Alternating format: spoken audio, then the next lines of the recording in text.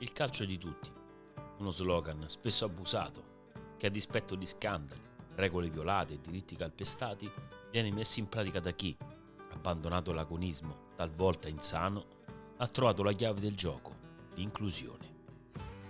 Sono sempre di più le realtà come l'Autistic FC, progetto nato all'interno di una delle storiche società della capitale, la Romulia, con il suo suggestivo impianto a ridosso della Basilica di San Giovanni Laterano.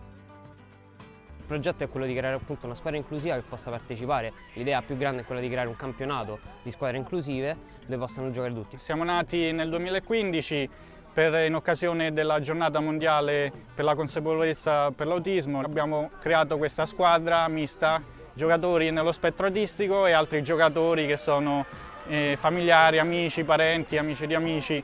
E il nostro obiettivo è l'inclusione sportiva e quindi l'inclusione sociale. Dobbiamo comprendere le regole sociali, abbiamo bisogno di un supporto anche nelle regole del gioco, perché intuire le intenzioni del compagno di squadra o le intenzioni dell'avversario è un compito difficile per noi, però gli altri compagni ci supportano, ci aiutano, ci guidano e quindi riusciamo a includerci nella squadra e nel gioco. L'attività sociale, il Dipartimento Sociale valorizza ovviamente quei valori che in genere spesso erano tenute da parte o non conosciute. L'obiettivo che il Presidente Abete ha voluto fare è fare in modo col Dipartimento Sociale che siano conosciute, siano raccolte tutte le iniziative sociali che sul territorio vengono fatte e vengono comunque rese in modo sistemico, conosciute e fatte conoscere ovviamente non solo il mondo intero dei dilettanti, ma soprattutto il mondo intero